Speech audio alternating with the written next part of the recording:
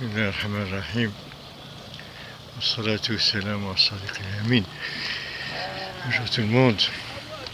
Nous allons continuer notre petite conversation de la dernière fois. Il s'agissait de répondre à la question qu'on m'a souvent posée, à savoir est-ce que les spiritualités peuvent résoudre les grands problèmes de l'humanité, problèmes actuels de l'humanité. Alors nous avons dans la dernière vidéo, on a essayé déjà de décortiquer un petit peu, essayer de répondre aux questions. Quels sont donc les principaux problèmes, les principaux problèmes de notre époque, l'humanité d'une façon générale. On a dit que le premier problème, plus important, c'est un problème d'ordre politique, c'est la lutte pour le pouvoir, qui peut entraîner donc des injustices, des guerres, des conflits, etc. Deuxième problème, il est d'ordre économique, c'est la lutte pour l'argent. Ça, tout le monde sait, il y a lutte âpre pour l'argent. Et elle aussi, elle entraîne des conflits et des guerres. Il y a le troisième problème, c'est, on peut dire, c'est d'ordre idéologique. Des idéologies, si vous voulez, qui finalement, comme ils sont dualistes, elles peuvent engendrer des conflits et finalement, elles compliquent un peu les choses. Donc, on est un peu dans cette situation, sans entrer dans les détails, mais ce qu'on constate que quand même il y a une évolution, les choses ne sont pas figées, il y a une évolution très sensible. Et d'abord on a remarqué qu'il y avait, on peut dire qu'il y avait une période militariste, où il y avait une course pour la suprématie, en se basant sur la puissance militaire. Et avec la recherche des armes atomiques, des armes stratégiques, etc. Et après, on est passé une période qu'on peut appeler la recherche de la suprématie par l'économie. On a remarqué, par exemple, que des superpuissances politiques qui sont en train de chuter. On a vu que l'Union soviétique, qui est une superpuissance militaire, elle a dégringolé. Des pays comme la France, comme l'Angleterre, qui est des superpuissances militaires, sont un peu en chute.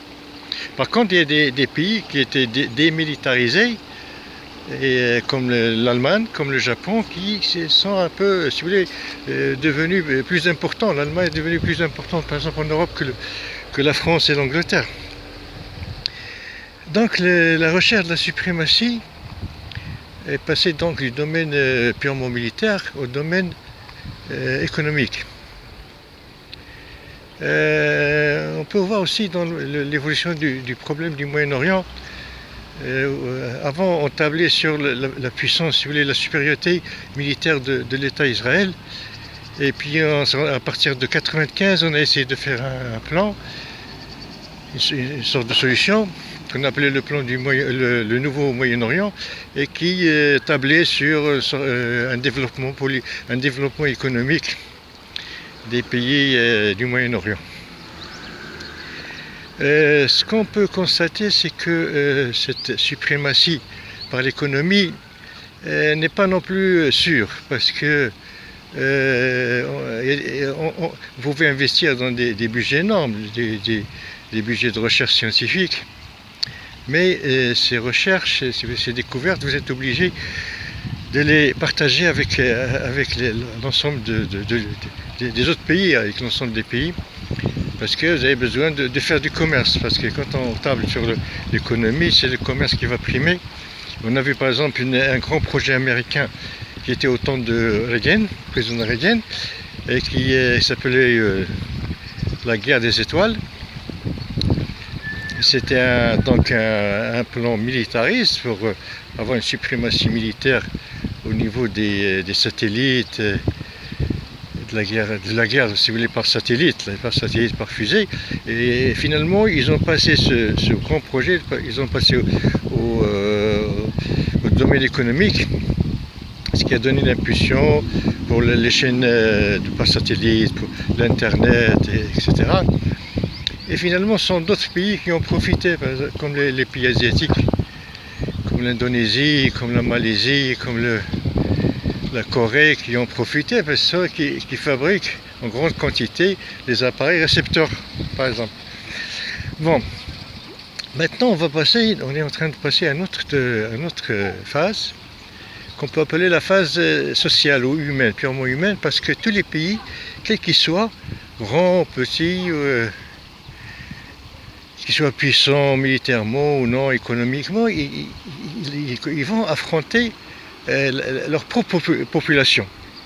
On voit de plus en plus de grèves, de contestations, on voit des révoltes, des révolutions, des révoltes populaires. Donc chaque pays, il va finalement confronter ses propres problèmes internes, et il doit trouver des solutions, parce que un pays peut s'écrouler, si vous voulez, de l'intérieur, même s'il a une puissance dirigée vers l'extérieur. On remarque également que toutes ces sciences humaines, qu'on appelle sciences humaines, que ce soit la sociologie ou la psychologie, elles mènent vers rien finalement, parce que l'être humain devient... normalement, les sciences sociales doivent amener l'homme à devenir sociable. Maintenant, on remarque que l'homme devient insociable. Il y a des gens qui se retranchent un peu chez eux, les gens conflient les uns avec les autres. De même, la question de la science de la psychologie, on constate qu'actuellement, tout le monde est malade finalement. Tout le monde est malade.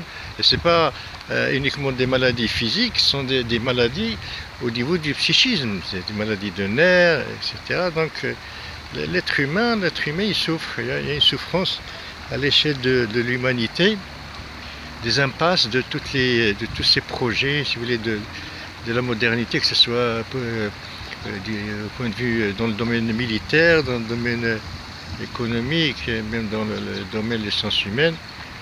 On est un peu dans l'impasse.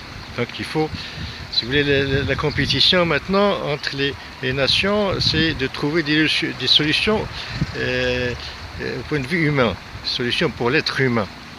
Comment, si vous voulez, permettre à l'homme de notre époque de dépasser ses problèmes, ses faiblesses, ses dépendances vers la cigarette, vers le tabagisme, vers les drogues. Donc il y a un tas de choses. Alors là, d'une autre part, on remarque qu'il y a une sorte de focalisation sur le monde musulman.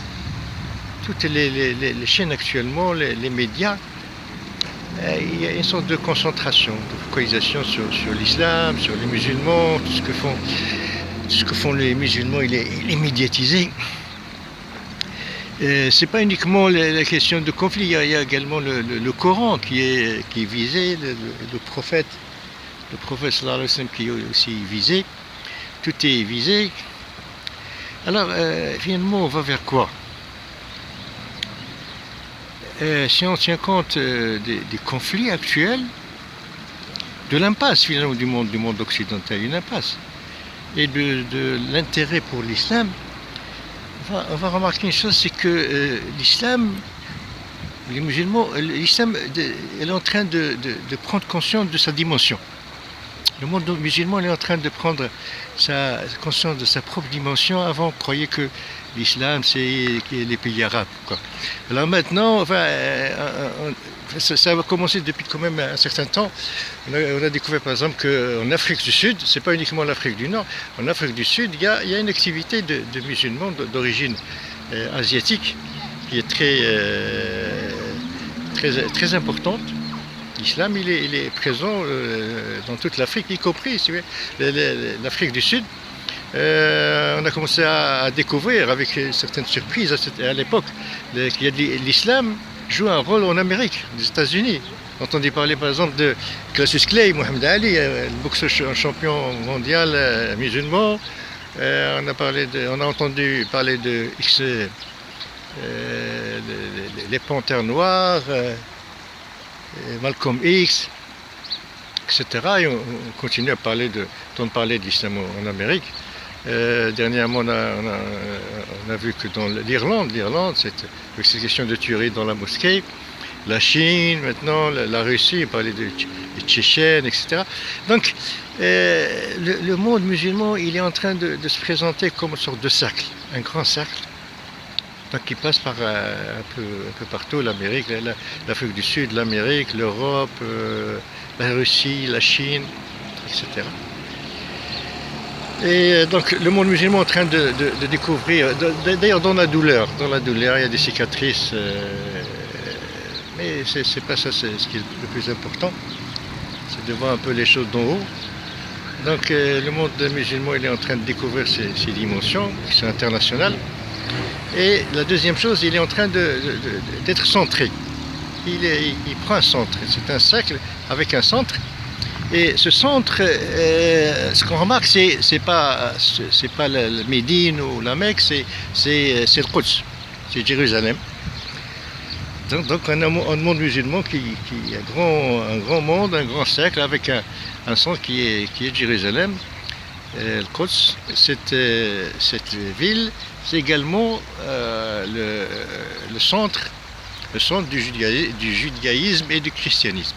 Donc on va voir, ça veut dire, on va voir donc un cercle qui regroupe le monde musulman, mais ce groupe va en quelque sorte être le centre de l'humanité. C'est-à-dire toute l'humanité avec les médias, avec les informations, c'est comme si toute l'humanité forme un cercle et chacun voit l'autre. L'autre, son vis-à-vis, même s'il se trouve dans des milliers de kilomètres, avec les informations qui circulent, donc l'humanité va se trouver petit à petit dans un cercle. Dans ce cercle, il y a le monde musulman qui est en quelque sorte l'Umma al-Wasat, comme on l'appelle la nation du milieu. On peut même dire que finalement ce centre qui est le monde musulman va se confondre avec le centre qui est l'humanité. Et tout ça donc centré sur Jérusalem. Ce qui fait que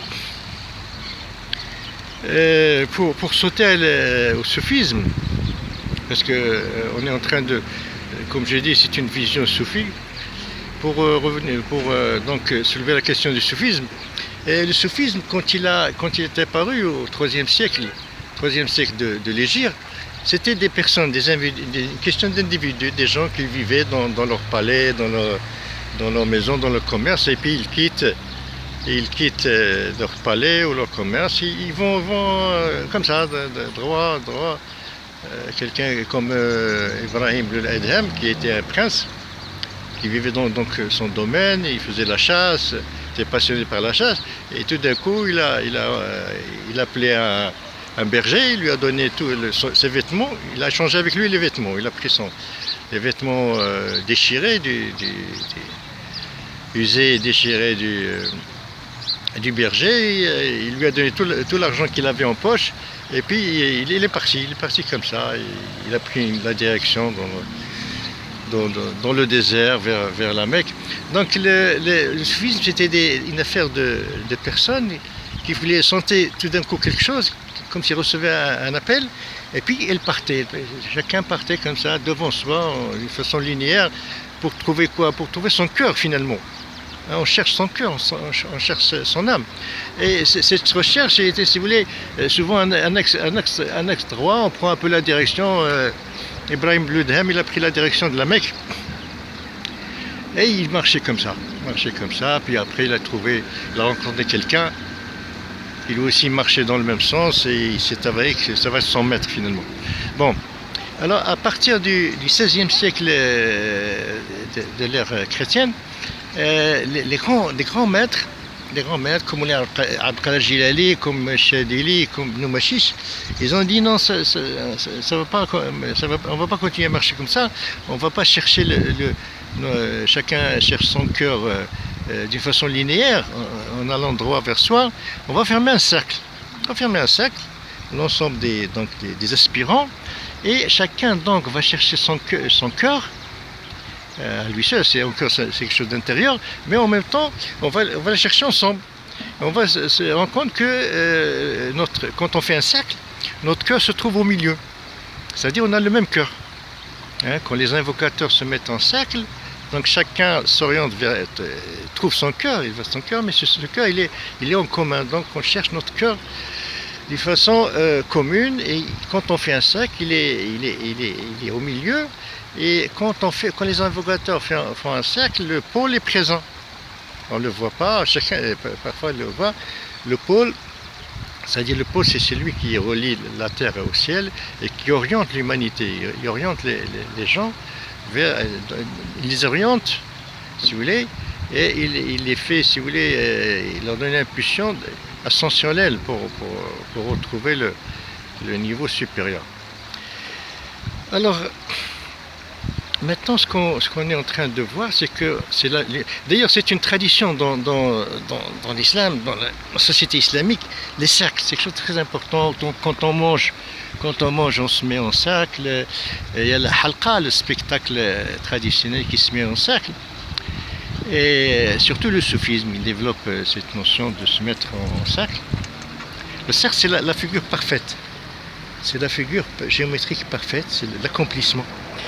Et ce qui est important quand il y a un cercle, il y a un centre. C'est le centre qui, si vous voulez, qui relie. Tous les points du cercle sont reliés au point central.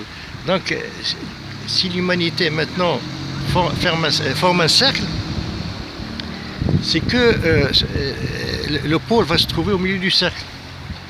Hein, le pôle, si vous voulez, c'est l'homme qui incarne la khilafa,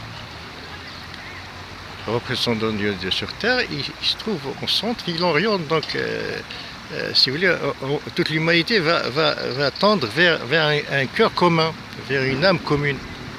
D'ailleurs, c'est ce qu'on entend par le Jérusalem céleste qui va descendre du ciel, du Sauveur, du Christ. C'est ça. Il faut que l'humanité forme un cercle pour que ça se réalise. Il faut que l'humanité forme un cercle. Cette descente, si vous voulez, du ciel, ce front polaire, ne peut se manifester uniquement au centre. Quand l'humanité est en cercle, quand elle est dispersée, ça ne peut pas marcher.